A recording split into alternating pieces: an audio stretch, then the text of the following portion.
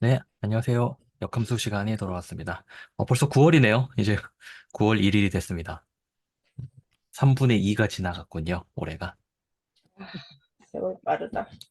네.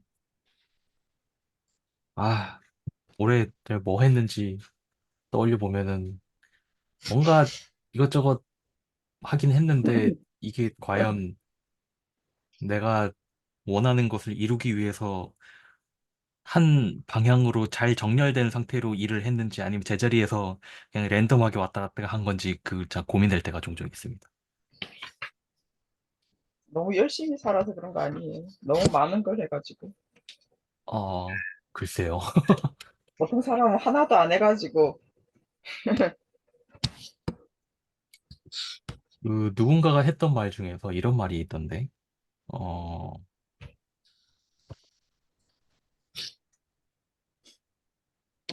잠시만요. 이거를 제가 표현을 한번 찾아볼게요. 이게, 누가 했던 말인지는 까먹었는데,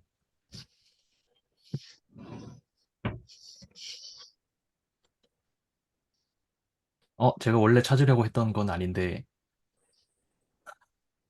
제가 명언을 텍스트 파일에다가 이렇게 모아두는 게 있거든요. 여기 보면은, 토마스 하디가, 토마스 하디가, 소설가였구나. 시인인 줄 알았는데. 1800년대에 살았던 영국의 소설가인데요. 이런 말을 했다고 합니다.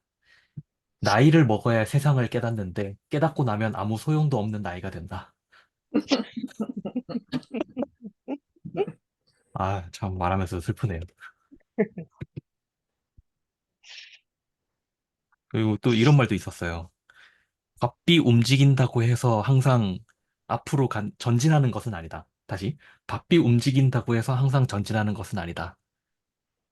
맞는 말씀이에요. 네. 네, 맞는 말인 것 같아. 흔들리는 목마는 한시도 쉬지 않고 움직이지만 제자리에서 왔다 갔다 할 뿐이다. 너무 슬프다.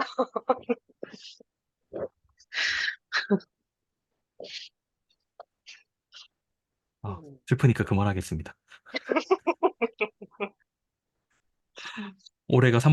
올해가 3분의 2나 지나갔다는 말을 하다가 어떻게 이렇게 슬픈 쪽으로 흘러가는지 참.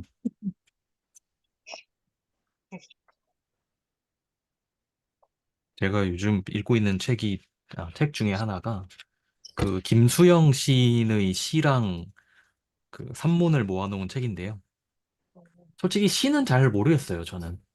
시를 읽어도 이게 어떤 생각으로 이러한 표현과 이러한 단어들이 선택이 됐는지를 제가 알지를 못하니까. 그렇다고 그걸 해석을 한다고 해서 왜 맞는 해석인지도 모르는 거고. 유명한 말 있잖아요. 누구였죠? 누구의 시였죠? 누구의 시가 그 교과서랑 뭐 수능 지문대 나왔는데 그 시를 쓴 사람이 그 문제를 보고는 제가 이런 의미로 이런 시를 썼었나요? 라고 말을 했다는 어, 그런 얘기도 있고. 그러니까 시는 좀 그런 것 같아요. 약간 쓴 사람도 잘 모르는 음. 좀 그런 게 있는 것 같아요. 그래서 시는 저는 잘 모르겠더라고요. 읽어도. 근데 산문은 그래도 읽으면은 음, 좀 특이하다라는 그런 게 좀 있었어요. 김수영 시인의 산문은. 좀 어떤 느낌이냐면, 아, 왜 작품 중에서, 뭐 영화도 그렇고, 소설도 그렇고, 작품 중에서 그런 거 있잖아요. 정말 꿈과 희망은 1도 담겨 있지 않은 그런 온갖 좌절과 실패만이 담겨 있다가 그냥 그렇게 끝나버리는 그런 음, 작품들이 종종 있는데, 그런 작품들만이 가지고 있는 또 울림도 있는 것 같아요. 제가 보기엔. 이 세상은 너무 희망만 얘기하는데, 어떻게 인생이 희망만 있겠어요? 당연히 실패와 좌절도 있는 거죠.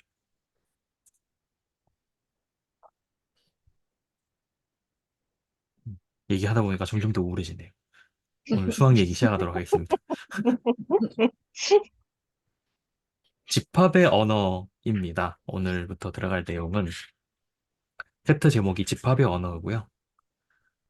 어, 언어라는 단어가 딱 맞는 것 같아요. 음. 여기 수학의 즐거움 영상이나 뭐 종종 얘기하는 거지만 수학은 결국 모든 것이 집합과 함수로 작성이 된다라고 얘기를 하는데 그 함수조차도 사실은 집합이기 때문에 집합으로 정의가 되기 때문에 그래서 모든 건 결국은 집합이죠.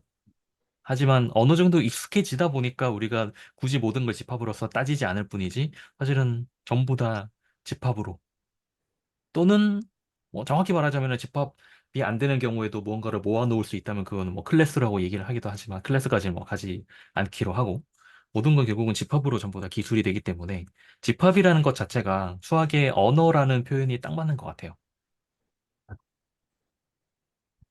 단 차이점이라면 사람의 언어는 모호할 때가 있잖아요.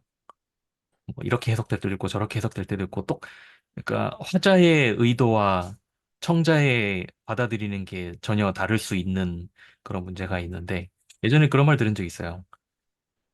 화자가 본인의 의도한 바를 정확하게 표현할 확률이 70%고 본인이 들은 말을 정확하게 그러니까 청자 입장에서 들은 말을 정확하게 해석할 확률이 70%이기 때문에 두 개를 곱하면 49%가 된대요. 그래서 커뮤니케이션의 성공률이 50%가 안 된다는 그런 썰을 들은 적이 있습니다. 근데 수학은 그러면 안 되잖아요. 그래서 모든 건 모호함이 없어야 되고 정확해야 되고 그래서 그게 좀 사람의 언어와 이 수학이라는 언어의 차이점인 것 같습니다. 그래서 지난 시간에 했던 그 합동이라는 단어가 무엇이냐는 것도 뭐 A와 B가 합동이다라고 말할 때는 그 앞에다가 다 써놔야 되는 거죠. A와 B가 도형인지 정수인지 또는 뭐 집합인지 이런 것들을 전부 다 써놔야 우리가 모호함 없이 쓴 사람과 읽는 사람이 전부 다 그 잘 이해가 되는 그런 그것을 위한 것이 이 기호체계이고 집합 언어다라고 얘기할 수 있을 것 같습니다. 그래서 실제로 여기 보면은 80쪽에 하나, 둘, 셋, 넷, 80쪽 위에서 다섯 번째 줄에 이런 문장이 나옵니다. 집합론은 수학 이론이기 전에 하나의 언어이기 때문이다라는 표현이 나옵니다.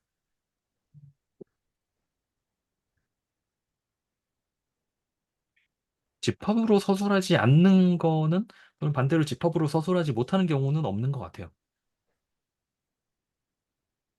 그래프도 사실은 집합이거든요. 그래프가 뭐 예를 들어서 뭐 y는 x제곱의 그래프다라고 뭐 우리 뭐 xy 평면 이렇게 찍찍 그려놓고 얘가 포물선 이렇게 하나 그리잖아요.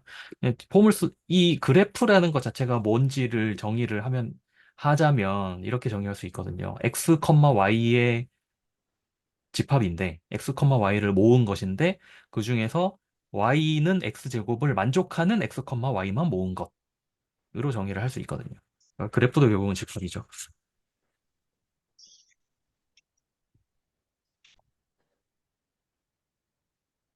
그리고 집합이라는 이 언어 체계가 사실은 또 중요한 이유 중에 하나가 음, 이 체계는 명확하게 설명을 안 하는데 아마 직문수 1강에 그런 내용이 대충 나왔던 것 같아요. 예를 들어서 이렇게 생각해 보죠. 1 더하기 1은 2이다. 맞는 말이죠.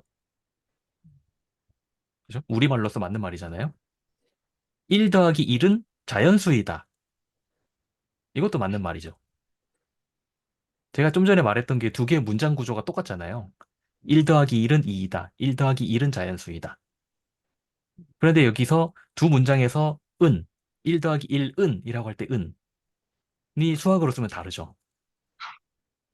왜냐하면 1 더하기 1은 2이다 할 때 은은 등호고 1 더하기 1은 자연수이다 할 때 은은 집합 그 원소로서의 같다는 거잖아요.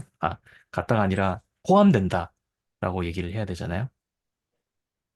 그렇기 때문에 우리가 모든 걸 말로써 설명하면 안 되고 결국은 기호를 도입해야 된다는 게 그런 의미도 있을 것 같아요.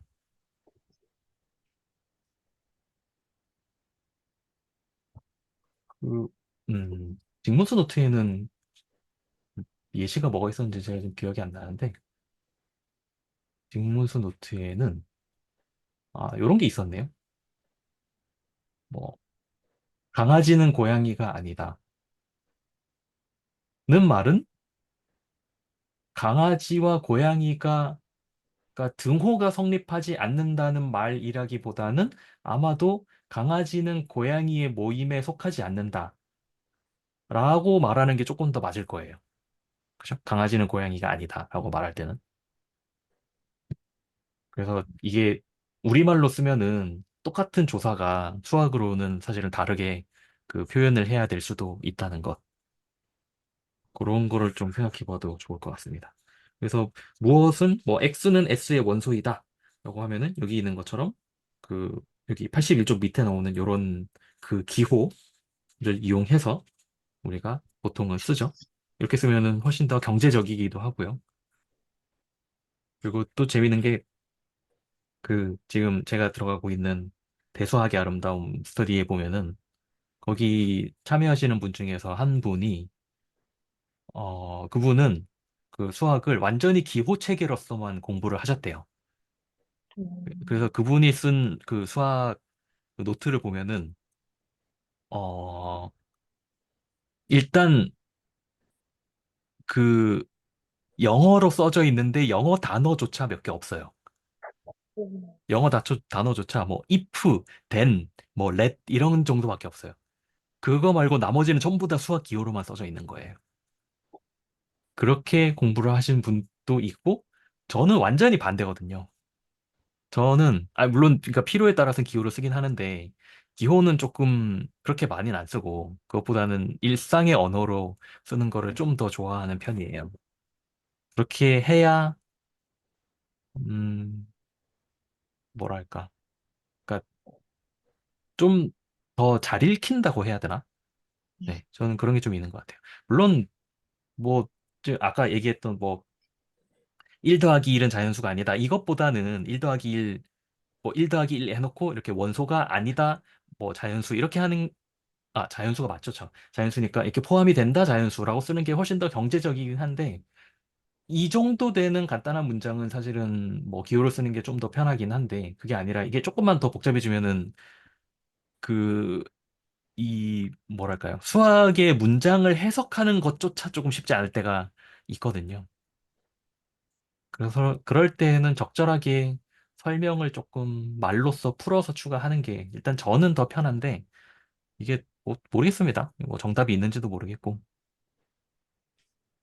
제가 그런 성향을 가지고 있는 이유 중에 하나는 실제로 제가 강의할 때, 그 물리 강의할 때 제가 이런 말을 하거든요. 일반 물리학, 대학 물리구나. 대학 물리학에서 배우는 것은 일상의 언어로 되어 있는 문제를 수학, 수식으로 바꿔서 푼 다음에 그것을 다시, 그 푼 결과를 다시 일상의 언어로 해석하는 일이다. 라고 제가 일반 물리 강의할 때 첫 번째 시간에 하는 말이 그거예요. 이게 제가 그걸 강조하는 이유가 뭐냐면은 특히 우리나라 이제 고등학생들 그 요즘 이과가 없어졌나요? 그 수학 물리 좋아하는 학생들이 특히 수학 좋아하는 학생들이 물리 문제를 풀면서 좀 빠지는 게 뭐냐면은 그러니까 빠지기 쉬운 함정이 뭐냐면은 그 문제를 수식으로 바꿔요. 물리 문제를 수식으로 바꿔요. 수식으로 바꿔서 문제가 풀렸어요. 그럼 거기서 끝나요. 그냥. 그걸 한 번 더 해석을 해야 되는데 이 결과가 임플라이 하는 게 무엇인지 예를 들어서 뭐 어떤 무엇을 계산했는데 항상 양수가 나오더라. 그럼 그 양수가 나온다는 게 무슨 의미인지 뭐 예를 들어서 원래 변수가 두 개인데 어떻게 어떤 상황에서 계산했더니 변수 하나가 엄청 작아지더라. 그럼 그게 의미하는 게 무엇인지 그런 거를 말로써 풀어서 설명을 할 수도 있어야 되는데 그걸 잘 못하더라고요. 근데 뭐 수학은 그런 의미도 중요하지만 일단은 맞는 말을 하는 게 중요하니까 또 기호도 중요하게 다뤄야죠.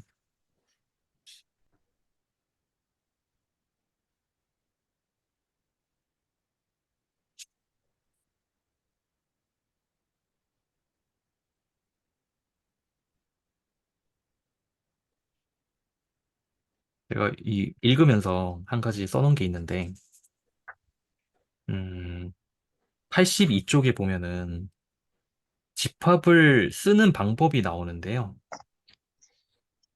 이거 뭐 주머니로 이렇게 집합을 묘사라고 해야 되나? 아무튼 비유라고 할게요. 비유를 하고 그다음에 이 주머니 또는 집합에는 연필이랑 구슬이랑 슈거 마우스가 들어있다 라고 되어 있는데요. 여기에는 원소가 3개밖에 없으니까 원소를 전부 다 쓸 수가 있잖아요. 근데 만약에 보통 이런 그 표현을 많이 쓰는 것 같아요. 화면 공유를 잠깐만요. 이렇게 오늘은 제가 새로운 화면 공유를 조금 해보려고 하는데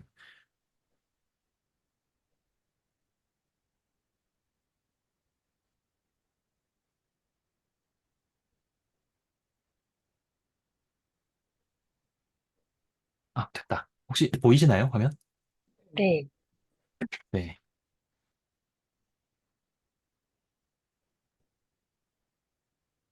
지금 여기는 뭐 연필, 구슬, 슈가 마우스 이렇게 들어있는 집합을 원소 3개를 다 썼잖아요. 그런데 예를 들어서 이런 집합을 생각해보죠. 우리 자연수 보통 이렇게 쓰죠. 1, 2, 3, 4. 땡땡땡땡땡. 이렇게 한번 써볼게요. 이렇게 썼을 때 문제가 뭘까요? 혹시 보이시나요? 뭐 무슨 문제가 있을지?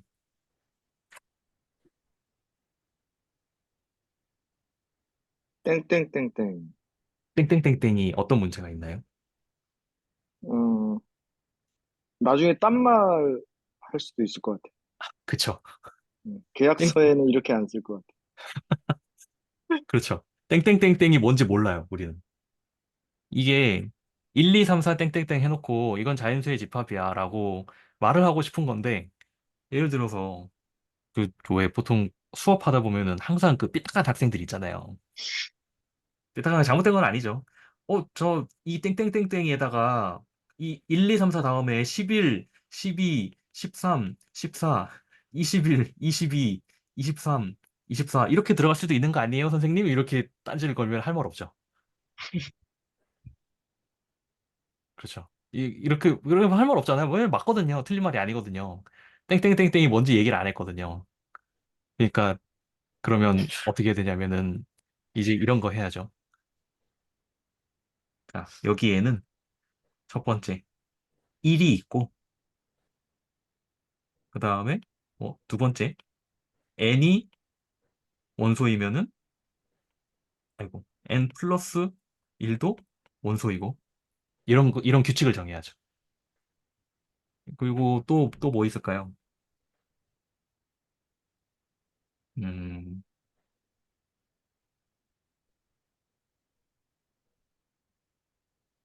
요거를 요거를 다음 수라고 할게요.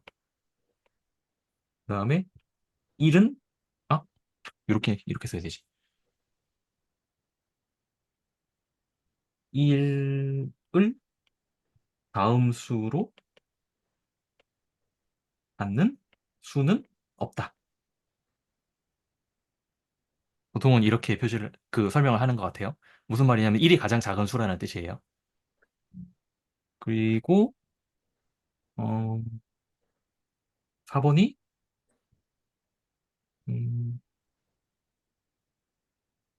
저거였던 것 같아요. m과 n의 다음 수가 이거 아니다. 이렇게 쓸게요.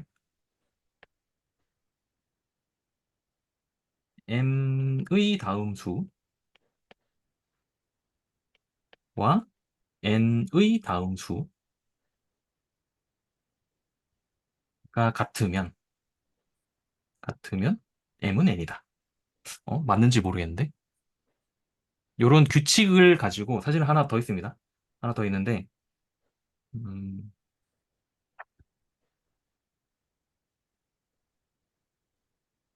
제가 정확히 기억하고 있는지 모르겠네요. 1에서 4를 만족하는 집합은 n이 유일하다. 이건가? 저도 그냥 기억에 의해서만 얘기를 하는 거라서 정확히는 모르겠는데 아무튼 이런 5가지 규칙을 가지고 1부터 시작해서 집합을 만들어 보면은 이런 집합이 나올 수밖에 없어요. 그래서 그런 집합을 우리가 뭐라고 부르냐면은 자연수 집합이다 라고 부르고, 이걸 우리가 뭐라고 부르냐면 페아노 공리라고 부르는 거죠. 그러니까 결국 페아노 공리를 만든 이유가 이 땡땡땡땡의 모호함을 없애려고. 그러면 이제 우리는 이제 자연수를 드디어 잘 정의할 수 있게 된 거예요. 이렇게 쓰는 거를 그 원소 나열법이라고 부르고요. 그러니까 원소를 전부 다 적는 거죠. 원소가 유한 게 있으면은 뭐 그냥 적으면 되는데, 원소가 너무 많거나 아니면은 뭐 원소가 무한 게 있거나 그러면 우리가 원소를 다 적을 수가 없잖아요. 그래서 그럴 때는 보통 어떻게 적냐? 뭐 예를 들어서 우리 이런 집합 생각해 볼 수 있잖아요.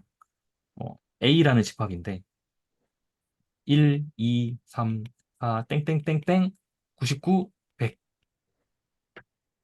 이렇게 쓰면은 이제 또 누군가 딴지를 걸겠죠. 저 땡땡땡땡에 아무거나 집어넣으면 되는 거냐.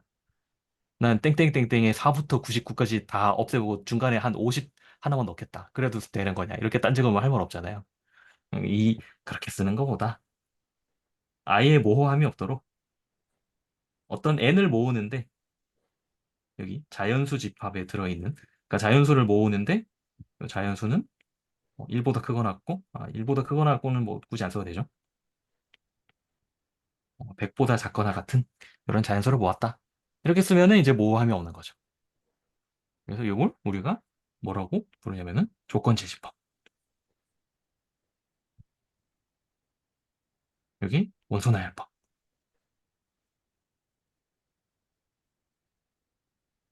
이라고 부르는데, 아마도 수학을 공부하다 보면은 원소나열법은 거의 볼 일이 없는 것 같아요.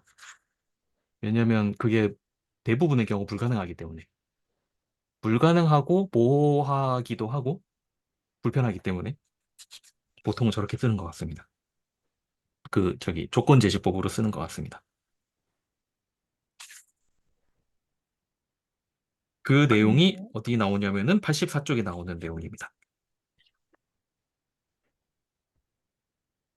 근데 저는 사실 네. 이 방금 해주셨던 얘기를 읽다가 어, 어, 저는 이제 생각을 못했었던 게 하나 있었었는데, 그러니까 동일한 어떤 개체가 수가 여러 개 있을 수도 있는 경우. 근데 정말 동일한 게 여러 개가 있어도 그걸 그냥 하나로 취급한다. 라고 그 문장에 적혀져 있더라고요. 그래서 저는 뭐 자연수의 집합이든 정수의 집합이든 그냥 하나하나의 독립된 어떤 원소들이 존재한다라고만 생각을 했었지, 그러한 원소들이 여러 개가 있을 수도 있다라는 거는 저는 이제 생각을 안 하고 있었다가 이 책을 이제 읽으면서 그럴 수도 있구나. 그러면은 동일한 동일한 어떤 원소가 여러 개 있어도 그냥 이제 하나로 취급을 하는 거였구나. 아주 그런 생각을 좀, 그러니까 기존에는 제가 전혀 생각을 못 하고 있다가 이 책을 읽으면서 하나 제가 좀 알게 된 거, 네, 그 부분이 좀, 네, 저는 알게 됐습니다, 사실.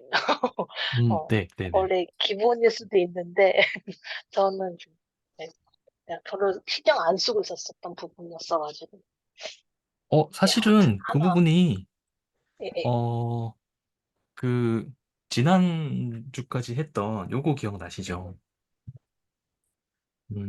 집합, 이거 뭐 X라고 할게요. X라는 집합을, 그냥 정확하게 쓸게요.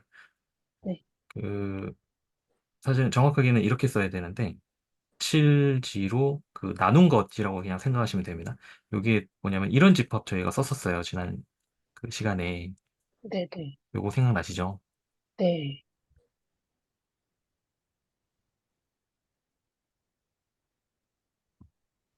이렇게 썼는데, 이게 잘 생각을 해보면은 7도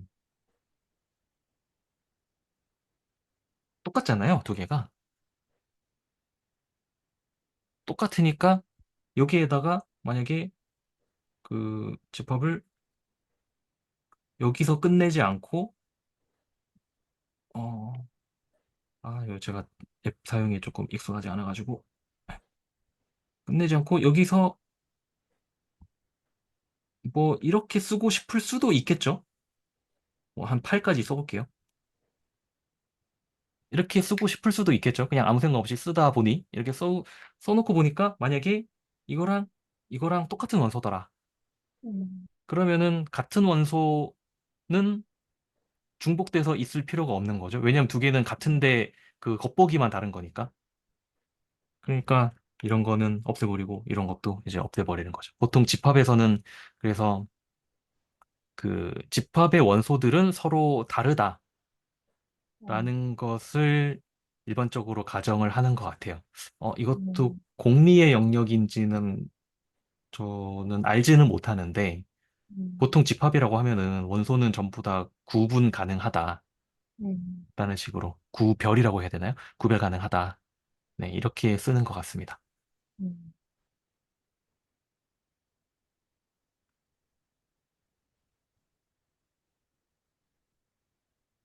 그러면 이제 무슨 문제가 생기냐면 이런 문제가 생기죠. 이거 좀 위에 좀 많으니까 뭐 이런 거 써볼게요.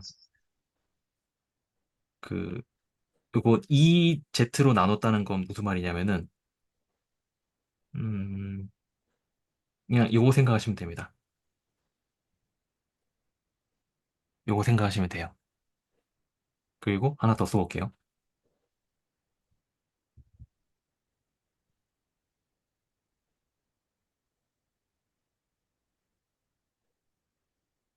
G 나누기 3G는 요거예요. 이거 두 개는 같지 않죠. 당연히 같지 않잖아요. 왜냐하면 이거는 짝수고 얘는 홀수고요. 홀수의 집합이죠. 정확히는. 짝수에서 홀수의 집합이고 얘는 3K들 이거는 3K 더하기 1들 얘는 3K 더하기 2들이에요. 완전히 다른 집합이에요. 모두 이 다섯 개가 전부 다 다른 집합이에요.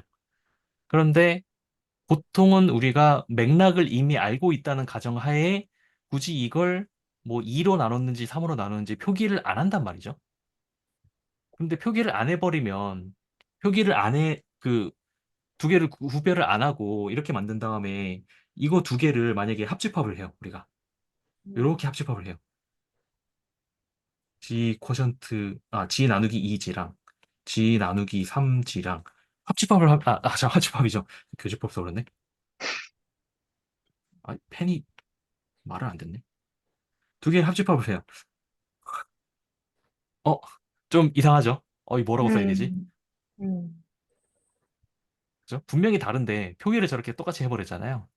그래서 저거 두 개는 분명히 다르게 표시를 해놓고 우리가 합집합을 해야 될 거예요.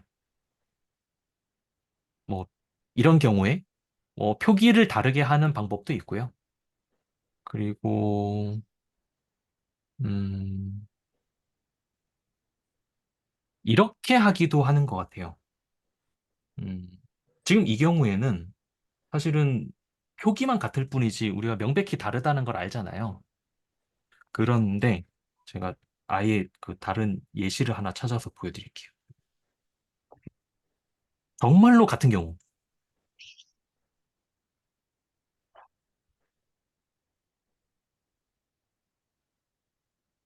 이게 뭐냐면 A라는 집합에는 저렇게 4개가 들어있고요. B라는 집합에는 원소가 3개가 있어요. 그런데 A랑 B랑 지금 똑같은 원소가 들어가 있죠. 네. 여기 오각형도 공통으로 들어가 있고 여기 그 삼각형도 공통으로 들어가 있잖아요. 근데 지금 여기 이상한 표시 있죠, 요거요.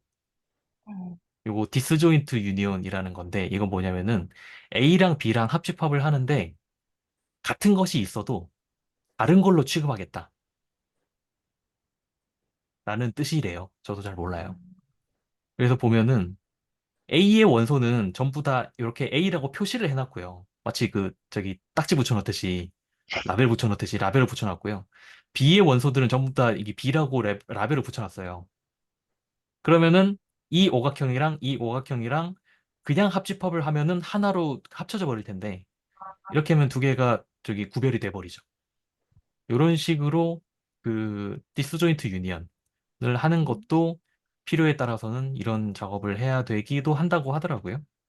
저는 아직까지 이게 없으면 문제가 생기는 경우는 아직까지는 본 적이 없습니다.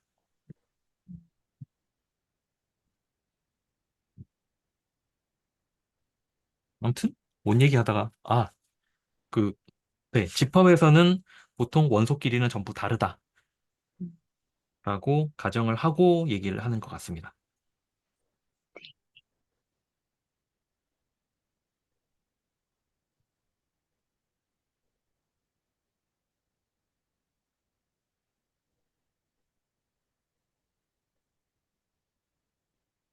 이게 또 중복을 저도 찾아봤는데 중복을 허용하는 집합도 있더라고요. 그래서 그 음, 일반적인 이런 집합이 중복 그런 게 중복이 몇 개 되느냐가 이제 중복도라고 그런다고 하는데 어, 그런 지금이 중복도가 1인 집합을 얘기하고 이제 그런 그 중복 집합에서는 그 중복 집합의 크기를 네. 모든 원소의 중복도의 합 이렇게 어, 요건가요? 정의하더라고. 예. 예. 음, 중복 집합이라고 나오네요. 음. 음, 근데 이렇게 하면 뭔가 불편한 건 있나 봐요. 그래서 보통은 이제 저도 이게 진짜 공인지 뭐 성질인지 아니면 이게 또 다른 수학인지는 잘 모르겠는데 어디 쓰이는지도 모르겠는데 저도 모르겠습니다. 이건 정말 아예 음, 본 적이 없습니다, 저는. 음. 음, 두 번째 그 멀티셋 보면은 AAB면 요 집합의 크기가 이제 일반적이면 A, B 이렇게 이제 2로 하겠는데 여기서는 A의 중복도가 2고 B 음, 원소의 중복도가 1이고 그래서 요거를 이렇게 3 뭐 이런 식으로 얘기하더라고요. 음.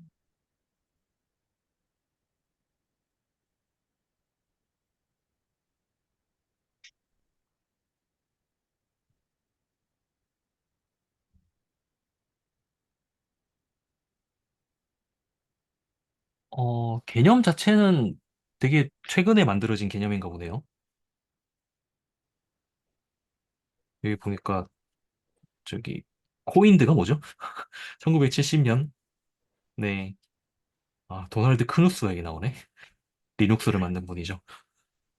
아, 그래. 네.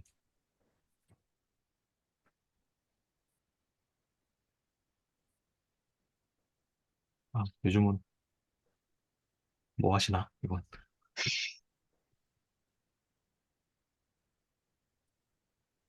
그러니까 네, 중복 좀 너무 좀 쓸데없는 얘기 좀. 다르다는 말을 하고는 다른 거죠. 네? 잘 안 들렸어요. 아니, 중복 집합을 제가 처음 들어봤는데 모든 원소를 그냥 다 적어준다는 그런 개념하고는 좀 다른 거를 말하는 거죠. 네, 그거랑은 다른 개념인 것 같아요. 중복된 원소를 허용하는 그런 집합인 것 같습니다. 그런데 어디에 쓰이는지는 저도 잘 모르겠습니다. 근데 그냥 이거는 이제 엉터리 방터리인데 저도 중복집합이 이게 어디 쓸모가 있다거나 아니면 꼭 중복집합을 허용해야 된다거나 이제 이런 예를 찾아봤는데 일부러 그런 것도 아닌데 저는 이제 예를 들어 어떤 곡이 있는데 그 곡에 그 음 도레미파 하는 그거를 이제 나열을 하면 곡마다 그게 이제 뭐 똑같은 것도 있지만 여튼 다를 거 아니에요. 근데 중복을 안 하면 사실 전혀 다른 곡이 같은 집합이 될 수도 있을 것 같아요. 그래서 그런 경우는 그러니까 도미솔도 이런 곡이 있고 도미솔 하는 곡이 있는데 중복 집합이 아니면 둘 다 도미솔로 퉁쳐버려지니까 그런 경우는 어, 필요하지 않을까? 그냥 하여튼 그런 예를 자꾸 한번 음. 찾아봤는데 그거 먼저 좀 생각나더라고.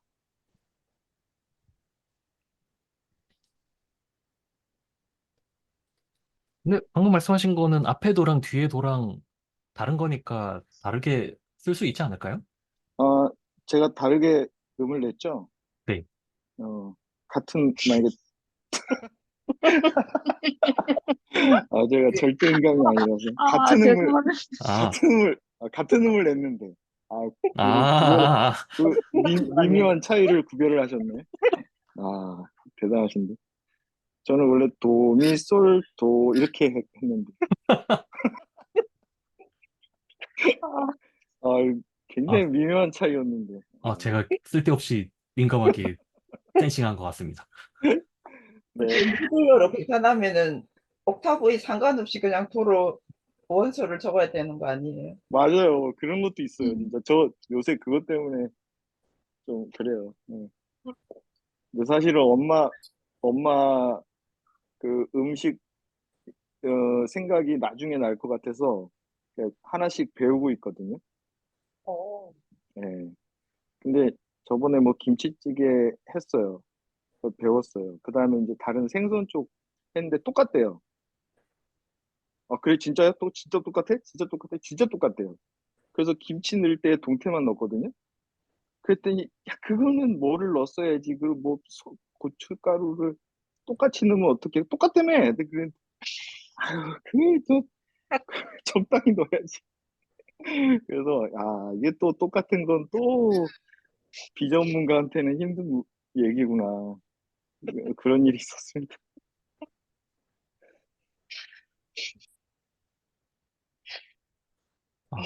제가 아까 도널드 커누스 얘기하면서 리눅스를 만들었다 그랬는데, 제가 아니었습니다. 잘못 알고 있었습니다.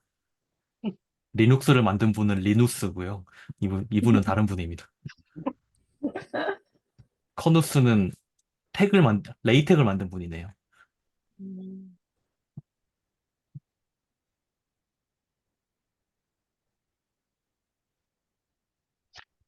네.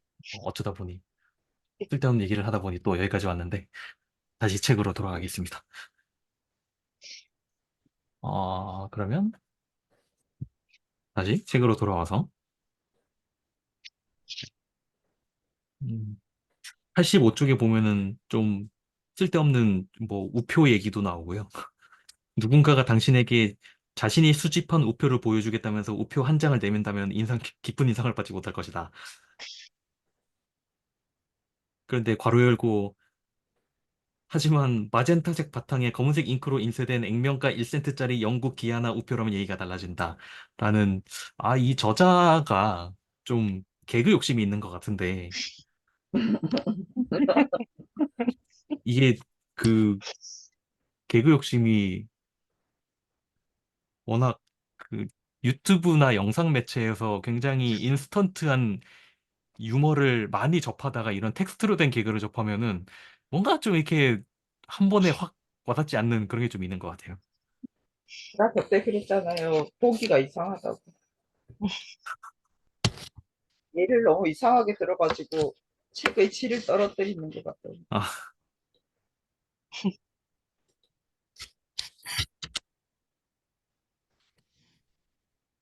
아, 그 다음에 나오는 얘기가 이거군요. 그러니까 어떤 집합을 원소 나열법을 쓰지 않고 그 조건 제시법으로 썼는데 만약에 그 조건을 만족하는 게 하나밖에 없더라. 또는 하나도 없더라. 그러니까 공집합이더라. 그럴 수도 있죠. 그래서 그 수학의 증명들 보면은 어떤 집합을 만들 때 보통 항상 그런 건 아니고 많은 경우에 이 집합이 공집합이 아니라는 걸 보이면서 시작하는 경우가 많은 것 같아요. 실제로 지금 여기 채널에 있는 기대수 같은 것도 기대수에는 증명이 되게 많이 나오는데 예를 들어 어떤 집합을 만들어요. 그러면은 그 집합이 공집합이 아니다라는 걸 먼저 보일 때가 많고요. 어떤 함수를 만들어요. 그러면 그 함수가 잘 정의됐다는 걸 먼저 보이면서 시작할 때가 또 많더라고요. 음, 예를 들면은 최근에 있었던 게 어, 아니다. 이건 얘기하려면 좀 길어질 것 같네요. 요건 제가 생략하겠습니다. 아무튼 집합이 있으면은 이 집합을 만족하는 원소가 하나라도 있는지 아니면 공집합인지. 이게 공집합이면은 안 되는 이유가 여기도 아마 뒤에도 나오지 싶은데 공집합이 나오네요. 바로 뒤에. 공집합이 되는 이유가 공집합이 중요한 이유가 공집합이 나오면은 이제 그 공집합을 이용해서 하는 모든 말은 전부 다 참이 되기 때문에 그렇다고 하더라고요. 그 제가 이 공집합 그다음에 그 공허참을 한참 이해를 못 해가지고 물론 지금도 이해를 못 하고 있긴 하지만 그래서 어딘가를 찾아봤는데 누군가가 설명을 이렇게 설명을 해놨어요. 그 어떤 미국 드라마가 있어요. 어, How I Met Your Mother라는 그런 미국 드라마가 있는데 그 미국 드라마에 이런 장면이 나온대요. 주인공 두 명이 라스베가스의 그 카지노 실내에서 오토바이인가 뭔가를 훔쳐서 그 도망가는 장면이 있대요. 그런데 이제 뒤에 두 사람이 그걸 타고 있는데 뒤에 있던 사람이 우리 자수 안 해도 되냐? 그게 아니라 우리 카지노 안에서 이거 오토바이 타고 다녀도 되냐?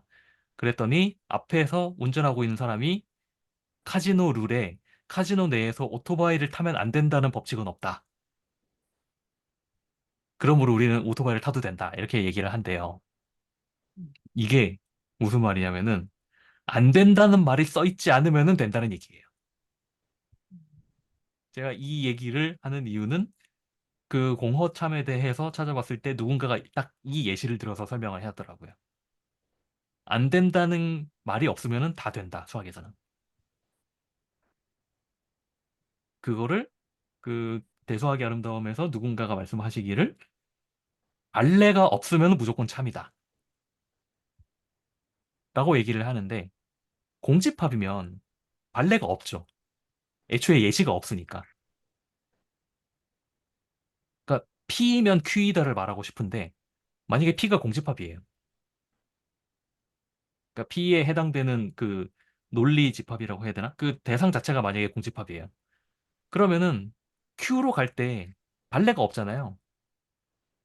그러니까 P가 거짓이면은 그러니까 P가 거짓이다. 다시 말해서 그 P에 해당되는 원소가 아무것도 없다. 그러면 P면 Q이다는 참이 돼 버리는 거예요. 이렇게 설명을 하더라고요. 뭐 예를 들면 그러니까 그 법으로 따지면 이런 거죠. 이 뭐 법까지 가면 좀 이상하긴 한데 어 뭐 예를 들어서 뭐가 있을까요? 길에서 옷을 벗으면 안 된다는 거는 써 있잖아요. 어딘가에. 써 있을 것 같아요. 저도 정확하게 옷을 벗으면 안 된다고 정확히 그 워딩으로 써 있진 않겠지만은 아무튼 그런 비슷한 내용은 써 있을 것 같아요. 그래서 우리가 밖에서 길에서 옷을 벗으면 안 되는 이유는 그걸 하면 안 된다고 써 있으니까 안 되는 거죠. 그런데 예를 들어서 뭐 길에서 방귀를 뀌면 안 된다는 말은 안 써 있잖아요. 안 써 있으니까 우린 해도 되죠. 왜냐면 안 된다고 안 했거든요. 그게 결국은 수학에도 똑같이 적용되는구나. 라고 제가 언젠가 생각을 한 적이 있습니다. 명확한 발레가 없으면 참으로 간주한다. 그런데 만약에 P이면 Q이다 해서 P에 해당되는 집합이 공집합이다? 그럼 이제 P이면 Q이다는 참이 되는 거죠. 왜냐면 발레가 없거든요. 그런 식으로 생각을 했었습니다. 공집합에 대해서. 큐도 공집합인 거예요? Q요? 네. 아닙니다. Q는 공집합이 아닙니다. 공집합일 수도 있고 아닐 수도 있습니다. 아, 그렇구나. 네. 그럼 거꾸로는 성립 안 해도 되는 거예요? 역은 항상 다르죠. P이면 Q이다와 Q이면 P이다는 항상 거의, 그러니까 항상 다르다는 말은 무슨 말이냐면은 같지 않습니다. 일반적으로. 같을 수도 있고 다를 수도 있습니다. 근데 공집합을 왜 만들어 놨어요? 공집합이요. 네. 아, 너무 어려운 질문인데. 사실 공집합이 존재한다는 것도 공리입니다. 아, 그것도 공리예요? 네. 아, 공집합의 존재성을 공리로 채택하지 않을 수도 있습니다. 그런데 보통은 그렇게 하면 문제가 생기니까 그렇게 안 하겠죠? 아마도.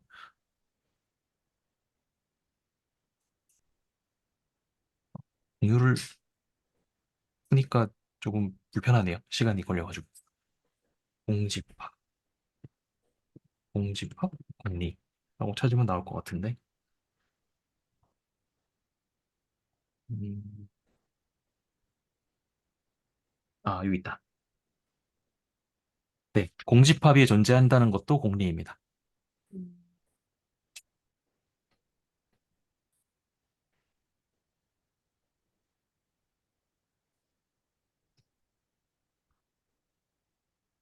그런데 저는 보통 이런 거 보면은, 음, 머리가 아파요. 뭐랄까. 소리가 지끈지끈해요. 직관적으로 받아들일 수 있는 거는 그냥 받아들이고 넘어가는 편입니다. 음, 이것도 왜 그런지 뭐 확인하고 다 그 논리, 논증 다 맞춰보고 하는 분들도 있긴 할 텐데, 저는 그런 건 별로 재미가 없어서, 그냥, 뭐, 공집합 존재하겠지. 라고 생각하고 보통은 넘어가는 편입니다.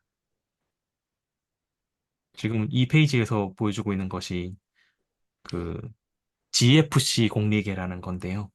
보통 우리가 수학에서 그 집합론 할 때 보통 많이 채택하는 공리계인 것 같아요. 이 GF는 사람 이름이고요. 그리고 C는 선택 공리입니다. 여기 어디 있을걸요? 여기 있죠? C는 여기서 C, 여기 있는 C, 요 C에서 GFC 공리계라고 합니다. 선택 공리는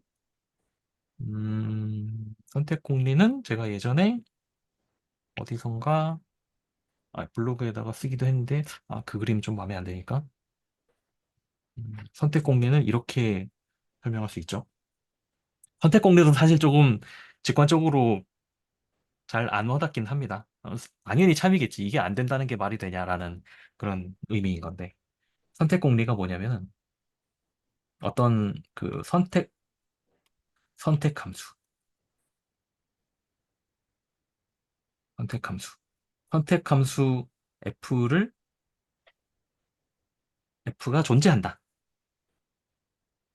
F가 존재한다라는 것인데 이게 이 선택 함수 F가 뭐냐면 어떤 집합이 있어요.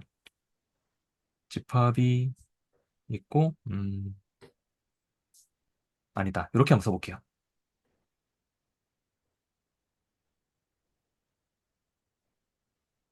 X 프라임이라고 쓰여 있습니다.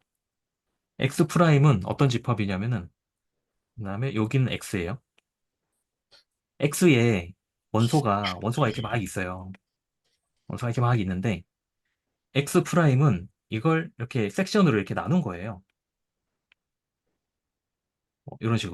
이런 식으로 나눈 겁니다. 마치 그 우리 요거 했듯이 위에서 요거 했잖아요. 이것도 어떻게 보면 정수 집합을 그 분할을 한 거잖아요. 분할하듯이 이 X 프라임은 X라는 집합을 이렇게 분할을 한 거예요. 그러니까 뭐 분할 기준은 여러 가지가 될 수도 있어요. 뭐 정수를 이렇게 뭐 나머지가 같은 것들로 나눌 수도 있고 아니면 다른 기준으로 나눌 수도 있고 이런 식으로 분할을 한 겁니다. 뭐 분할 가능하겠죠. 선택 함수라는 건 뭐냐면은 선택 함수라는 건 뭐냐면은 이 예를 들어서 제가 여기 하나 쓸게요. 여기를 만약에 A라고 쓰고 여기를 B라고 쓰고 여기를 C, 뭐 D 이런 식으로 쓸게요. 그리고 어쨌든 X 프라임은 X를 분할을 한 거니까 X 프라임 안에 있는 그 원소들 안에 있는 원소들을 보면은 어딘가에 다 이렇게 하나씩 들어있을 거예요. 뭐 A는 여기 들어있고, 뭐 B는 여기 들어있고, C는 여기 들어있고, D는 여기 들어있고 이런 식으로 들어있을 거란 말이에요. 집합을 그냥 그 케이크 자르듯이 나눈 거기 때문에 선택 함수는 뭐냐면 A를 요 A가 들어있는 요 집합 있죠? 요 요거를 잠깐만요. 이거 어떻게 표시를 해야 표시가 잘 될까요? 이렇게 볼까? 요 집합 있잖아요. 이 집합은 A로 쏘고요. 이 집합은 A로 쏘고요. 그리고 이 집합, B가 들어있는 집합 있죠? B가 들어있는 집합은 B로 쏘고요. 그 다음에 C가 들어있는 집합은 C로 쏠 거예요. 요런 함수예요. 그런데 A가 들어있는 집합을 꼭 A로만 쏠 필요는 없어요. 이 집합, 제가 지금 아까 노란색으로 표시해 놓은 이 집합 있잖아요. 이 집합에는 A 말고도 원소가 뭐 여러 개 있다고 칠게요. 그러면은 여기에서 이 여기에서 아무거나 하나 골라요. 그럼 그 원소가 여기 어디 있겠죠? 거기로 쏘는 거예요. 이렇게. 그러니까 자기 자신이 갖고 있는 그 원소로 쏘는 거예요. 이 집합에서 이 집합에 속해 있는 아무 원소나 찾아가지고 이렇게 쏘는 거예요. 여기에서도 여기에 속해 있는 거 아무거나 찾아서 이렇게 쏘고. 그러면 왜 이름이 선택 함수인지 아시겠죠? 음. 각각의 집합마다 그 집합에 속해 있는 원소를 아무거나 하나 그 대응을 시키는 거예요. 이게 선택 함수인데 선택 함수가 존재한다는 것도 공리입니다. GFC라고 할 때 C가 바로 그 초이스거든요. 그래서 선택 공리를 채택을 하는 걸 우리가 GFC 공리계라고 부르는 거고, 이거 당연히 될 것 같잖아요. 그냥 아무거나 하나 고르면 되지. 라고 생각할 수 있는데, 이게 문제가 되는 건 뭐냐면은, 제가 지금 X를 X 프라임으로 나눌 때, 지금 이렇게 보면은 유한계로 나눈 것 같은데, 사실은 유한계로만 나눈다는 보장이 없거든요. 무한계로 나눌 수도 있어요. 그럼에도 불구하고 이런 선택 함수가 항상 존재하냐? 라는 걸 할 때 존재한다. 라고 공리로서 받아들이는 게 초이스가, 그 액시엄 오브 초이스가 되는 거죠. 이게 왜 문제가 되냐면은, 문제가 된다기보다는 왜 그 직관에 반한다라고 얘기를 하냐면은, 선택 공리랑 동치인 명제가 몇 가지 있는데, 선택 공리랑 동치인 명제 중에서 굉장히 직관적이지 않은 명제가 있어서 그래요. 그러니까 동치란 얘기는 하나가 참이면 다른 하나도 참여해야 되는데, 선택 공리는 당연히 가능하겠지 라는 생각이 들잖아요. 그런데 아마 여기 그 잘 나와 있을 것 같은데 선택 공리랑 동치 명제 중에서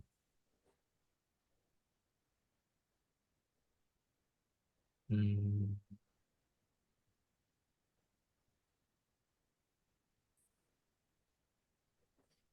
여기 없을 리가 없는데 여기 있다. 선택 공리랑 동치 명제 중에서 뭐가 있냐면은 그 요런 역설이 있어요. 바나흐 타르스키 역설이라는 게 있는데 이게 뭐냐면은 제가 요거를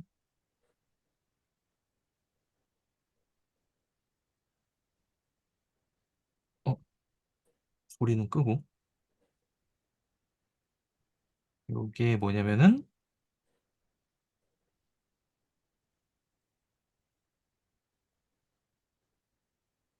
요 지금 여기 화면 그 오른쪽에 보이는 요 구 있죠.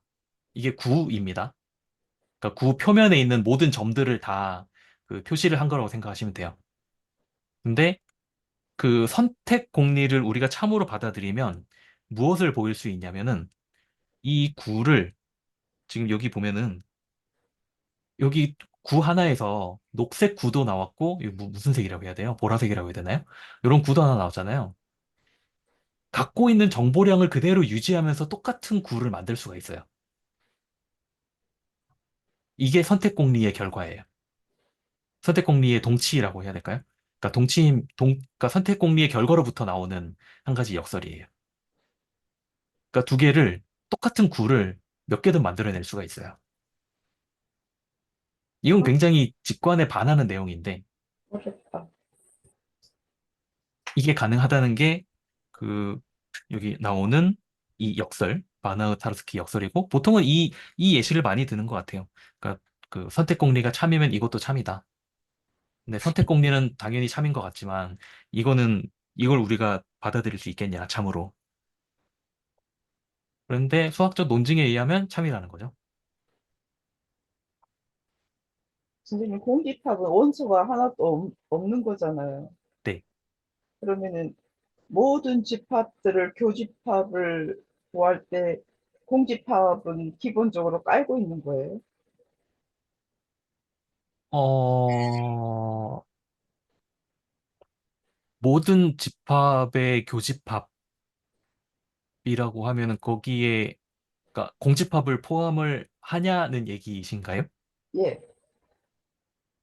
어, 그러니까 모든 집합이라고 하면은 우리가 공집합을 받아들인다면 공집합도 거기에 있어야 될 거고, 그러면은 그 결과는 공집합이 되겠죠?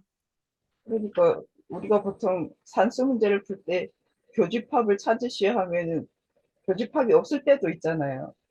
근데 그때 공집합이 답이다 이래도 되는 거예요?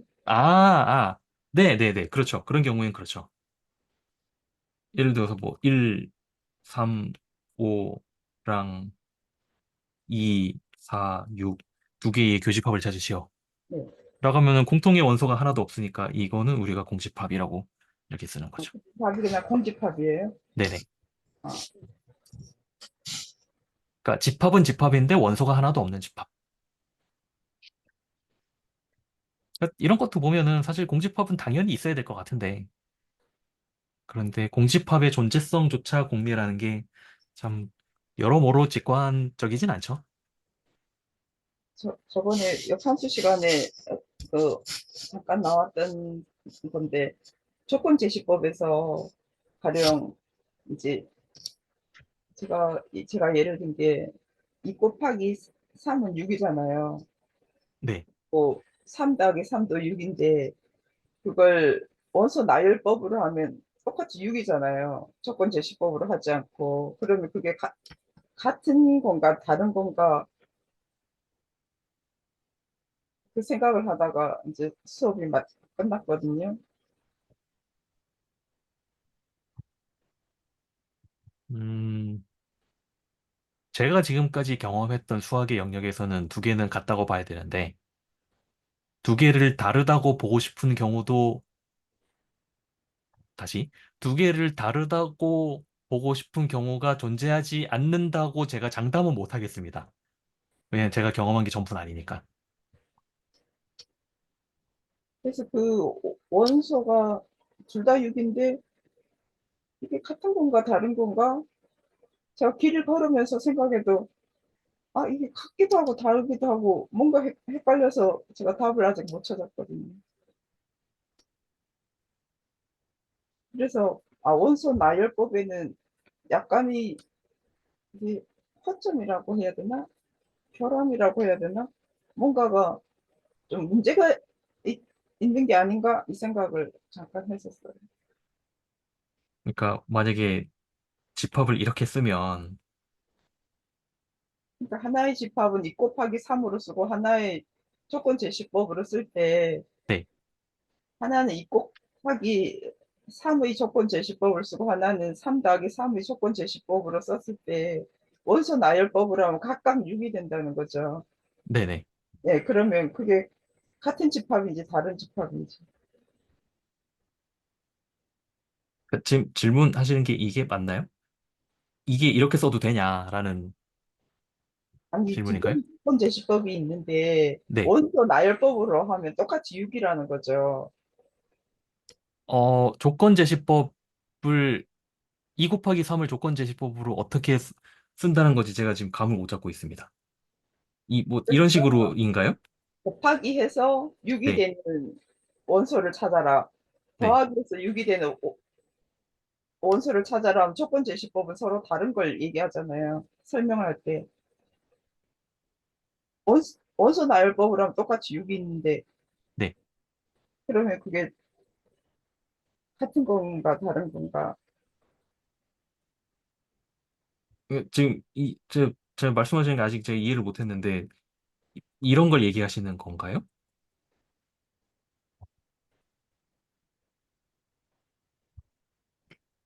그러니까 이제 조건 제시법은 어떤 수를 찾을 때 설명을 하는 거잖아요. 네, 그러니까 하나는 곱하기해서 6이 되는 수를 찾아보라. 이게 조건 제시법이고 원소를 찾을 때 하나는 더하기해서 6이 되는 수를 찾아보라. 이렇게 하면 네. 곱하기는 일단 곱하기는 숫자가 두 개 필요하잖아요. 네. 그러면은 원소 순서 나열법으로는 어쨌든 둘 다 6이라는 거죠. 그래서 그게 같은 집합인지 다른 집합인지. 아니요. 그러니까 제가 지금 이해를 못하는 게 뭐냐면은 네. 곱해서 6이 되는 숫자라는 게 곱하기는 숫자가 두 개 필요하잖아요. 네. 그러면은 그러니까 곱해서 6이 여러 가지가 된다는 있을 수 게, 있고, 3 더하기 3도 있을 수 있고, 1 더하기 5도 있을 수 있고, 이런 원소가 이제 여러 개가 나오잖아요. 네. 근데 결국은 다 이제 6을 향해서 문제를 만들어 조건을 제시한 거니까, 결과적으로 다 6인데, 그 두 집합이 서로 같은 건지 다른 건지를 생각해. 그러니까 지금 말씀하시는 게, 네. 어, 이걸 얘기하시는 건지, 제가 이렇게 써볼게요. 아니다. 그냥 요건 그냥 놔두고. 그러니까 저는 지금 두, 두 집합의 다른 것을 지금 얘기하고 있는 거예요. 이게 지금 다 같다는 게 아니라, 첫 문장이 아니라.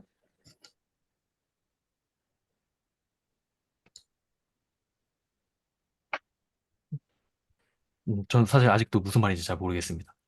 뭐, 곱해서 6이 된다는 게 이런 순서상을 말씀하시는 건지, 이게 맞나요? 결국은 6이 되는 원소를 찾으라고 했을 때, 네, 다, 여러 가지가 다 6이 되잖아요. 근데 네, 조건 제시법으로는 다르게 설명해야 되는데, 네. 다르게 설명하는 어떤 그런 조건 제시법이 있을 때, 그 6이 뭔가 하고 생각을 해봤다고 지금. 저도 잘 뭘, 몰라. 그, 그러니까 똑같은 집합도 여러 가지로 설명이 될 수는 있습니다. 같은 집합이라고 해서 항상 그 집합을 설명하는 방법이 한 가지인 건 아니에요. 그러니까 성질이 달라도 같은 집합이라는 거예요. 네, 얼마든지 그렇게 될 수는 있죠. 예시가 뭐가 있을까요? 어, 음, 음, 예시가 뭐가 있을까요? 좋은 예시는지는 잘 모르겠는데, 어쨌든 우리에게 익숙한 거는, 이제 일단 이런 표시는 우리 좀 익숙하니까, 이제, 이렇게 써볼게요. 이렇게 쓰고 나면은, 예를 들어 내가 이 집합을 만들고 싶다. 라면, 음, 아니다. 이렇게 복잡하게 갈 필요도 없을 것 같아요. 그냥 이렇게 하죠. 어, 어떤 그 정수. 정수를 모았는데, 이 정수가 어떤 정수냐면은, 2k 더하기 1로 표시되는 수. 여기서 k는 정수. 이렇게 쓸게요. 요거는 무슨 말이냐면은, 요 x, x라고 할게요. 이렇게 하면 이 집합은 무슨 집합이냐면은, 정수를 모은 거예요. 일단은. 정수를 모았는데, 어떤 정수냐면, 그 2k 더하기 1. 어떤 정수를 가지고 k에다가 집어넣었을 때 2k 더하기 1의 형태로 쓸 수 있는 정수. 이거 홀수죠. 이걸 우리가 뭐라고 부르냐면 홀수라고 부르죠. 홀수의 집합이라고 부르죠. 그런데 x는 사실 무엇과도 똑같냐면은 그 정수 집합에서 보통 우리 그 차집합, 그러니까 뺀다는 거를 어떻게 여기 빼기 표시를 실제로 쓰기도 하고요. 이렇게 쓸 수도 있어요. n은 2k, k는 정수. 이렇게 써도 사실은 두 개는 같은 집합이죠. 뭔가 만드는 방법은 전혀 다른 것 같지만 사실은 같은 집합이죠. 뭐 이렇게 쓸 수도 있고 이거 말고도 뭐 여러 가지 예시가 있을 것 같은데 지금 당장 생각은 안 나지만 아무튼 똑같은 집합도 설명할 수 있는 방법은 제 생각에는 대부분의 집합에 대해서 무한 가지가 아닐까라는 생각이 조금 드네요.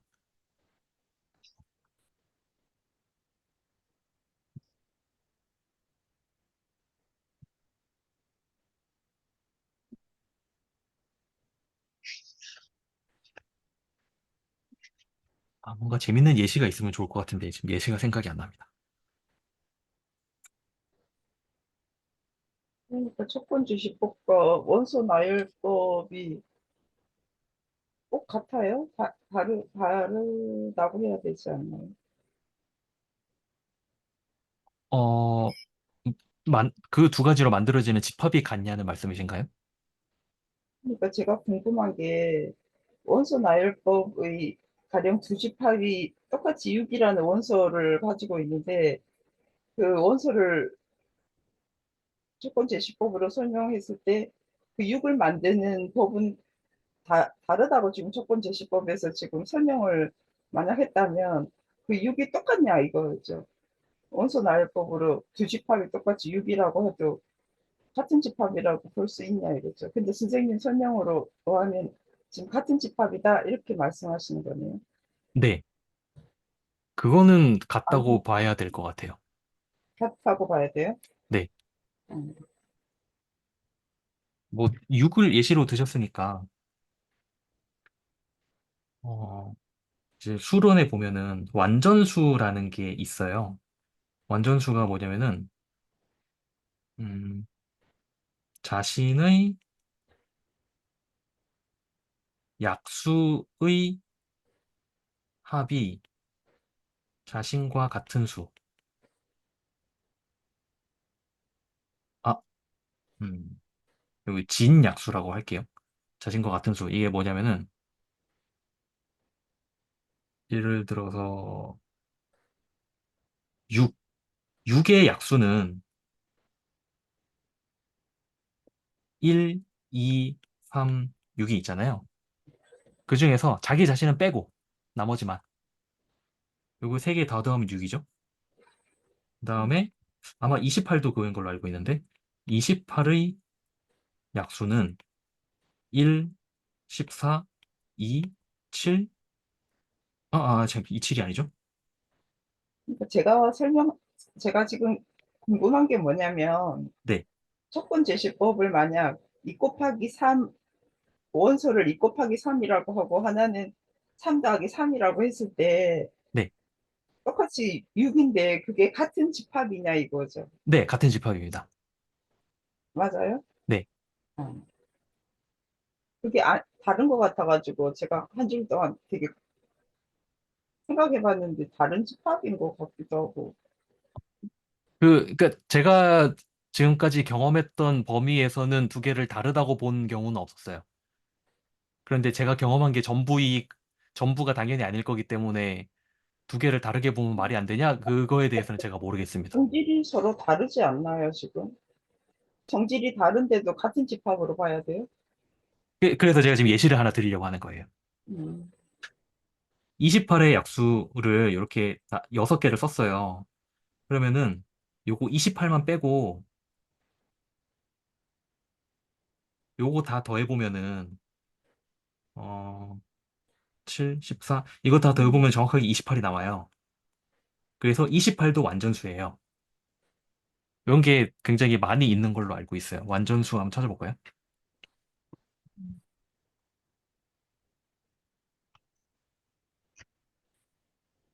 여기 이런 것들. 이런 것들이 뭐 0, 6, 28, 496 이런 것들이 전부 완전수인데 제가 집합을 어떻게 정의를 하겠냐면은 이렇게 정의를 해볼게요. X라는 집합은 음, N는 완전수인데 아, 그냥 이렇게 쓸게요. 아니다. 죄송합니다. 이렇게 쓸게요. N 그러니까 자연수에서 원소를 가지고 올 건데 어떤 걸 가져올 거냐면은 N은 10보다 작은 완전수. 이렇게 쓸게요. Y라는 집합은 뭐라고 쓸 거냐면 그냥 6이라고 쓸 거예요. 이 둘은 함수의 설명은 전혀 다르죠. 하지만 사실 같은 집합이죠. 왜냐하면 10보다 작은 완전수는 6밖에 없거든요.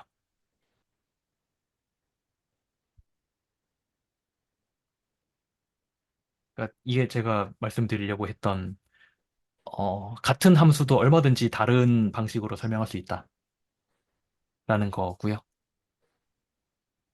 그럼 제 생각이 틀렸네. 좀 서로 다른 집합이 아닐까 생각해 봤거든요.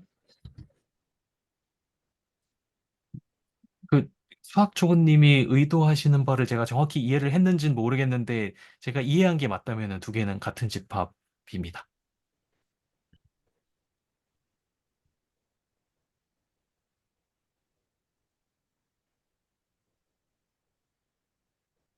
저도 제가 뭔 말하는지 모르겠어요.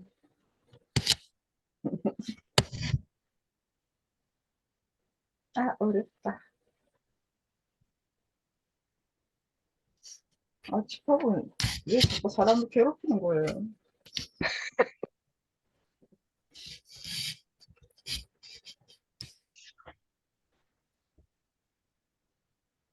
그래서 제가 집합론은 직관적으로만 받아들이고 그 이상은 심도 있게 공부를 안 하려는 게 좀 그런 게 있습니다. 이 집합론 책 보다 보면은 머릿속이 완전 다 그 헤집어지는 듯한 느낌이 좀 들어요.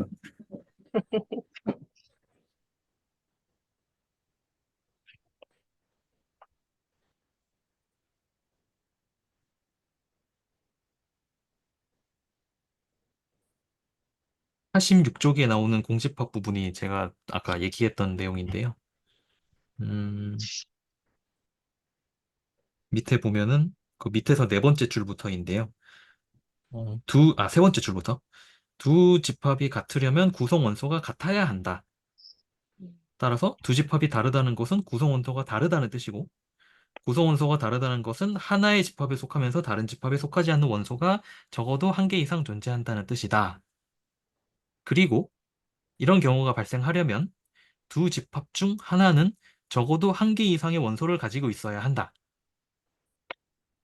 왜냐면 그런 원소가 있어야 되니까. 그잖아요.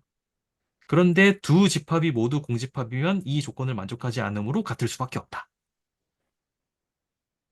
무슨 말이냐면 모든 공집합은 같다라는 말을 하는 겁니다. 그래서 너무 재미있게 쓴 것 같아요. 민주주의가 가장 이상적으로 구현된 세계랑 모두가 공술의 공수거여야 가장 민주적이다고 생각하는 사람이 아닐까 생각. 저도 여기서 민주주의를 왜 꺼냈는지는 저도 잘 모르겠습니다. 저도.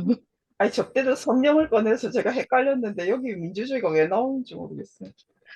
아, 얘를 자꾸 이상하게 들어가지고 수학은 생각이 안 나고 딴 생각만 나는 거. 저도 물음표 해놨어요. 민주주의. 뭐지? 그러면서.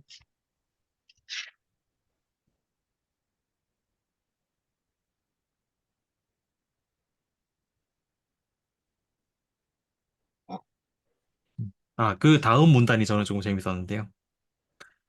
어, 심증적으로 범인으로 보인다 해도 범죄를 저질렀다는 증거가 없으면 무죄로 풀려나게 된다. 즉, 두 개의 집합이 심증적으로 다르게 보인다 해도 다르다는 증거가 없으면 동일한 집합으로 간주할 수밖에 없다. 제가 아까 말씀드렸듯이 얘가 다 이상해요. 발레가 없으면 참이다. 음, 그러네. 아무튼 공집합은 하나밖에 없다라는 음. 말을 하려고 이렇게 쓴 거고요. 어렵다. 그래서 그 다음 페이지에 나오는 예시가 이거잖아요. 백스힐에 존재하는 유니콘이 집합을 U라고 했을 때 U는 공집합이다. 예를 들어 제가 여기를 이렇게 써버리는 거죠. 아까 제가 여기서 10보다 작은 완전수라고 했는데 여기를 3보다 작은 완전수라고 하면은 이거는 공집합이겠죠. 이런 식으로 되는 겁니다. 그래서 수학의 그 어떤 집합을 정의할 때 많은 경우 그 집합이 공집합이 아니라는 거를 보이면서 시작을 하는 것 같아요. 왜냐면 공집합이면 그 공집합으로 도출하는 모든 명제는 다 참이 되거든요. 예를 들면 이런 거죠. 제가 지금 여기 화면에 보면은 n은 3보다 작은 완전수라고 했잖아요. 예를 들어 이런 명제를 만들어 보는 거예요. n이 3보다 작은 완전수이면 n은 10보다 크다. 당연히 말이 안 되잖아요. 네. 3보다 작은데 10보다 크다는 게 말이 안 되잖아요. 네. 그런데 3보다 작은 완전수는 하나도 없거든요. 아, 그러니까 n이 3보다 작은 완전수이면 n은 10보다 크다라는 말은 참인 거예요. 음, 그게 왜 참이지? 여기서 되게 조심하셔야 되는 게 제가 지금 뭐라 그랬냐면은 요거는 지울게요. 제가 했던 말을 여기다 다시 써볼게요. 귀찮으니까 타이핑할게요. 텍스트 n이 너무 작은데?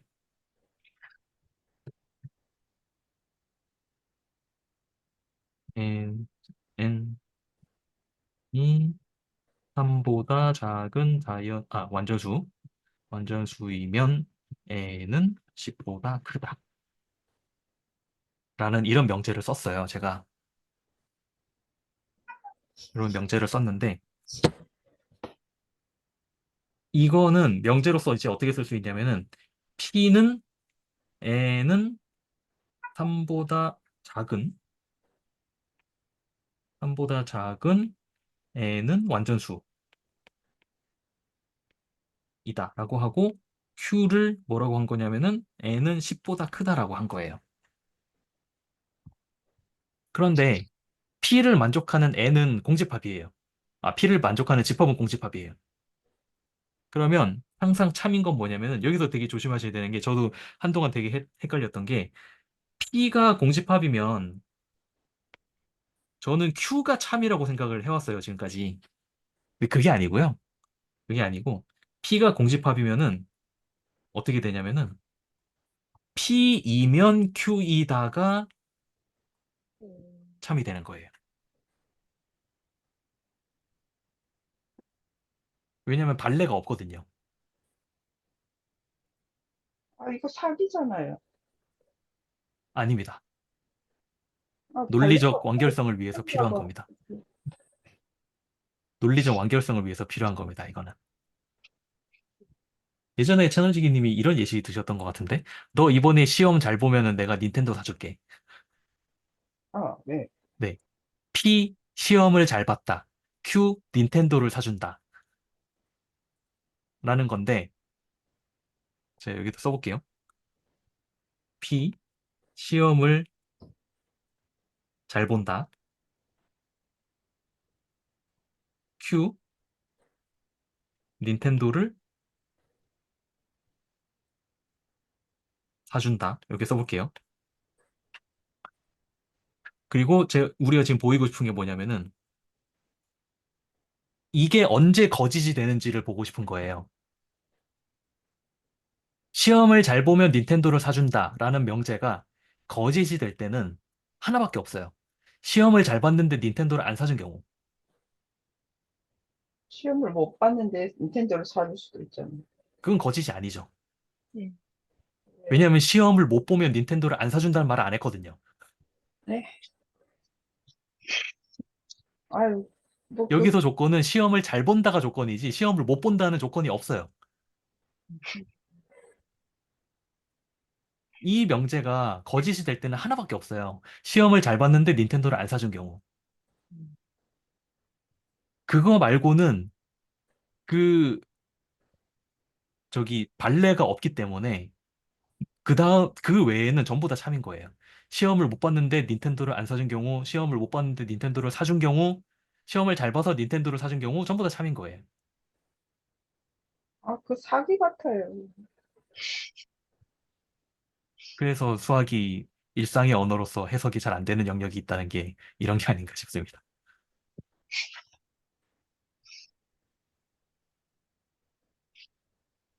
수학은 그러면 안 될 것 같은데. 예전에 이런 거 본 적이 있는데, 요거 두 개가 동치거든요. P이면 Q이다가 동치가 뭐냐면은, not P이면 not Q이다. 요 우리 고등학교 때 뭐라고 배우냐면 대우 명제라고 배워요. 그래서 P이면 Q이다가 참이면 not P이면 not Q도 참이다. 보통 이렇게 배우거든요. 그런데 요거 잘 보면은 시험을 잘 보면 닌텐도를 사줄게. 시험을 잘 본다. 닌텐도를 사준다. 이것을 not P면 not Q를 해보면은 뭐가 되냐면은 닌텐도를 사주지 않으면 시험을 못 본다. 것 같아요. 뭐가 좀 이상하지 않으세요? 헷갈려요. 닌텐도를 사주지 않으면 시험을 못 본다. 뭔가 이상하잖아요. 이게 그 어디서 제가 봤는데 제가 방금 했던 문장이 이상한 이유가 뭐냐면은 그 시간 순서를 고려하지 않았기 때문이라고 하더라고요. 뭐냐면 지금 이 경우에는 시험을 잘 본다는 게 먼저 일어난 일이잖아요. 시험을 잘 본다는 게 먼저 일어난 일이고 그 결과로 닌텐도를 사준 거잖아요. 이게 이 아래에 있는 요 not P면 not Q이다 이 말을 하려면은 미래에서 과거로 얘기를 해야 되는 거예요. 내가 닌텐도를 안 사준 이유는 네가 시험을 못 봤기 때문이야. 이렇게 하면 말이 되죠.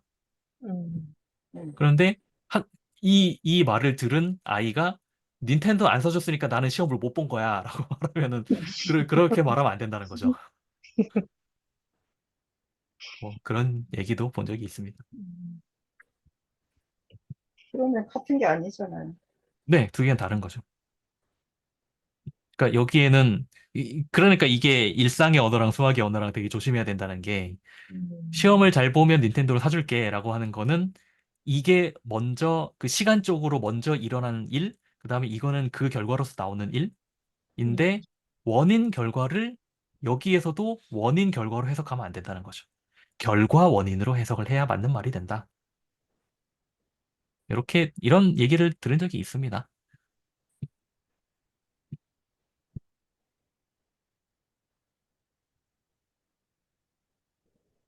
네.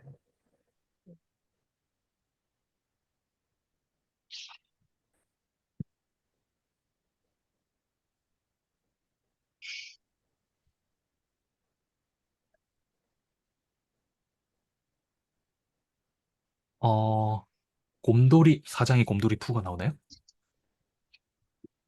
지금 강병수 선생님께서 채팅을 하나 주셨는데 어디 나오죠? 그 중복 집합 얘기 하면서 아, 그랬나요? 나와요.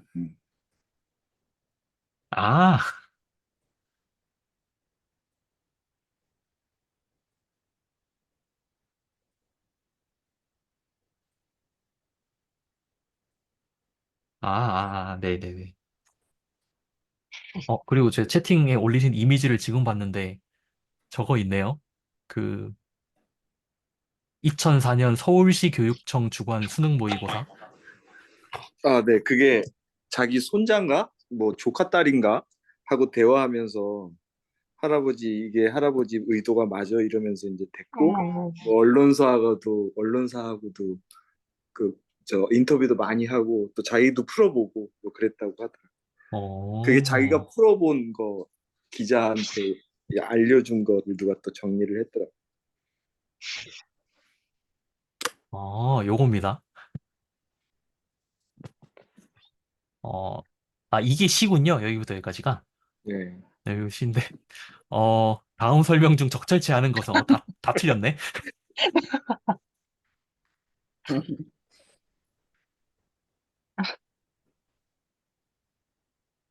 예, 사실 말이 안 되죠. 시인하고, 아니, 작가 답하고 다 틀린 거. 너무 재밌다. 그래서 다 맞히시면, 저는 이런 문학 작품에 대해서 저기, 압을 맞춘다는 것 자체가 저는 좀 어불성설이라고 생각해요. 알아주시면. 그냥 주관식으로 뭐 적는 게 맞는 것 같아. 맞아. 제가 예전에 한번 어떤 일이 있었냐면, 수능 영어 시험을 지문을 어디 받아가지고 풀어본 적이 있거든요.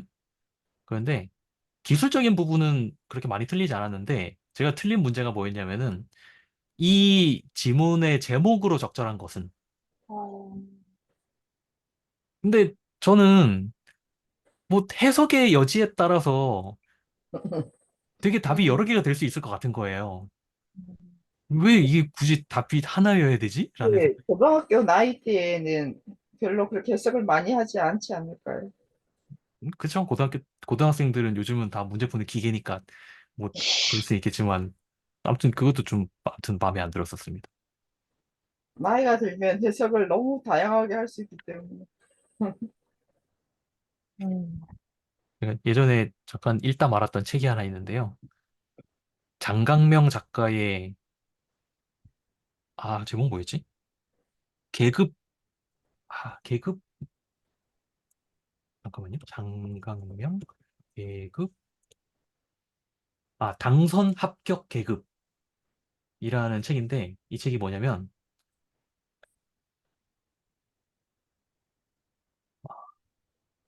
네, 이 책입니다. 이 책이 뭐냐면, 여기 어디 있을 텐데, 무언가를 고발하기 때문에 르포예요. 쉽게 말하자면. 그러니까 자기가 뭔가를 조사한 건데, 문학 공모전, 문학 공모전을 취재한 그 기록을 쓴 책이에요. 근데 여기에 무슨 내용이 나오냐면은, 기자가 되는 방법에 대한 얘기가 나와요. 요즘은 모르겠는데, 그 당시에는, 그러니까 이게 한 10년도 더 넘었던 책인데, 이 책이 나올 당시에는 기자가 되기 위해서 시험을 쳤대요, 우리나라는. 그런데 외국에 가서 그 말을 하면은 기자를 어떻게 시험으로 뽑을 수가 있냐라는 질문을 한대요. 그러면 너네 나라는 기자 하려면 어떻게 하냐 물어보니까 외국은 이렇게 한대요. 보통 지역 그 언론사나 신문사 같은 데에서 일을 좀 하고 그 일을 하면서 경력이 쌓이면은 그 경력을 가지고 다른 좀 더 큰 데로 뭐 이직을 한다던가 리크루팅이 된다던가 그런 식으로 가는 거지. 그러니까 일단 자기가 뭔가 한 게 있고 그 한 걸 가지고 그 아주 작은 데에서 기자로서의 커리어를 시작해서 그 커리어에서 업적이 쌓이고 쌓여서 더 큰 데로 가 이런 식이지 시험으로서 뽑는다는 것 자체를 아예 납득을 못 한다고 하더라고요, 외국에서는. 제가 아까 문학 시험 같은 것도 문학을 이렇게 정답을 잘 맞춘다고 그 문학 작품을 이해하는 건가? 라는 생각을 언젠가부터 하고 있죠.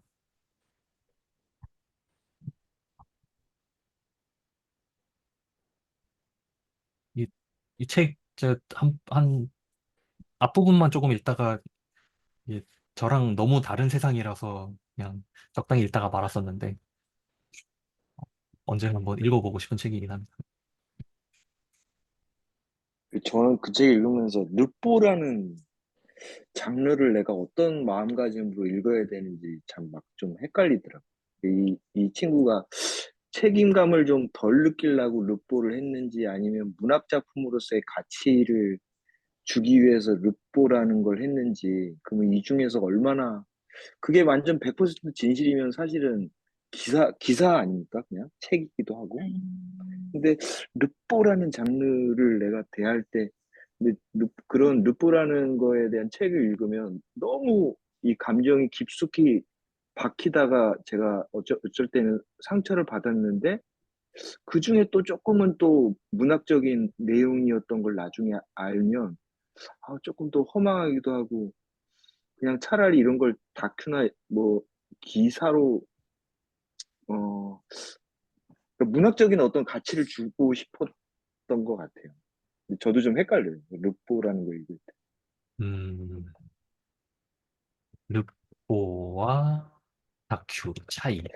근데 그 얘기를 들어보면 저도 이제 궁금했는데 찾아보면 여튼 르뽀를 기사로 읽지는 마라 이렇게 하더라고요. 그 말이 그러면 다 사실이 아니라는 얘기야? 이렇게 나쁘게도 해석되고 아니면 이제 작가로서 단순한 기사는 사실 좀 맹맹하잖아요. 그래서 글 쓰는 그 작가로서는 사실은 조금 뭐 기사를 쓰고 말고 싶은 마음은 안 들 수도 있을 것 같아서 뭐 사실은 다 사실이지만 문학적인 가치를 주려고 하나 이런 생각은 들더라고요. 오늘 블로그에는 사건이나 인물 등을 탐방하여 보고 형식으로 제작하는 프로그램이라고 되어 있지만 제가 생각하는 르포랑은 이미지가 좀 안 맞긴 하네요. 음, 이런 르포를 저는 어디에서 처음 봤냐면은 처음은 아닐 수는 있는데 어디에서 봤냐면 그 유시민 작가의 역사의 역사인가요? 맞나요?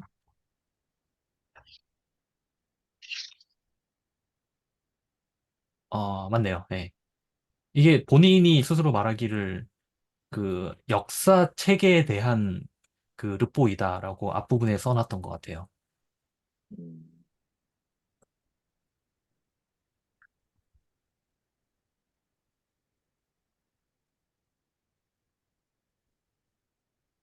철학자 중에서 알랭 드 보통이라는 프랑스 철학자가 이런 말을 한 적이 있죠. 현재 뉴스는 너무 그 사실과 크로스 체계에만 너무 매몰되어 있다. 그러니까 아주 거칠게 요약을 하자면은 그런 말을 하려고 쓴 책이 하나 있어요. 알랭 드 보통의 뉴스의 시대인가? 그런 책이 있습니다. 뉴스의 알랭 드 보통 뉴스의 시대. 아, 맞네요. 이런 책이 있어요. 그러니까 이 책에서 뭐 그렇게 또 얇은 책도 아니긴 한데 이 책에서 말하고자 하는 바가 딱 한 문장으로 표현하자면 그거예요. 지금 우리의 뉴스는 너무 무미건조하고 음, 그 팩트와 크로스 체계만 매몰되어 있다. 쉽게 말하자면 사람 냄새가 안 난다. 그런 말을 한 적이 있습니다. 어떻게 보면 르포라는 게 제가 읽었던 르포는 그 뉴스에다가 사람 냄새를 좀 많이 섞은 그런 느낌이었어요. 음, 근데 기사는 저는 특히나 요즘 나오는 인터넷 기사들은 되게 조심해야 된다고 생각하는 게, 어, 과학 논문, 특히 의학 쪽에 무슨 논문에서 이러이러한 것을 발표했다. 라는 식으로 논문이 나오잖아요. 그래서 저는 그런 논문은 대부분 다 걸러버리는데 그 이유가 뭐냐면은 논문 이제 써보면 아는데 특히 의학 쪽 논문은 아무것도 단정 짓지 않아요. 예를 들어서 뭐 이러이러하면은 뭐 사망률이 올라가더라. 사망률이 올라간다. 라고 말하지 않거든요. 이러이러하면은 사망률이 올라갈지도 모른다는 가설을 서포트 할지도 모르는 실험 결과가 있었다. 어. 그렇지 라는 않다고 식으로, 말하기 힘들다 뭐 이런 거. 그렇죠, 그렇죠, 그렇죠. 두 개가 연관성이 있을지도 모른다.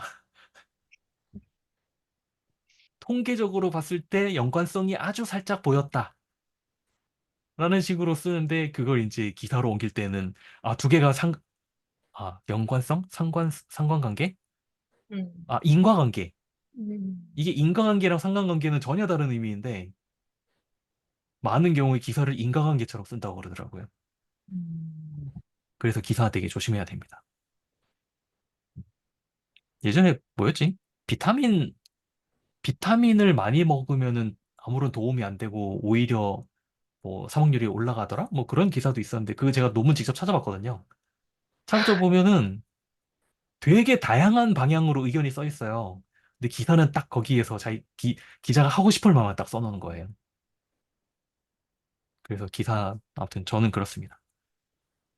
그런 거 몇 번 경험한 이후로 기사는 저는 대부분 그냥 걸러서 듣습니다.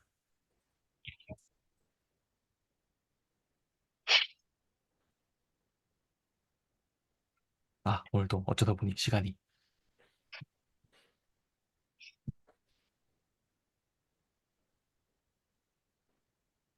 다음 수업 있으신가 보세요. 네. 뭐 늦게 지금 이제 끝내고 들어가면 음. 되죠. 오늘은 그러면은 여기까지 하겠습니다. 네, 감사합니다. 네, 네. 다음 고맙습니다. 감사합니다. 주에 또 수고하셨습니다. 뵙겠습니다. 네. 감사합니다.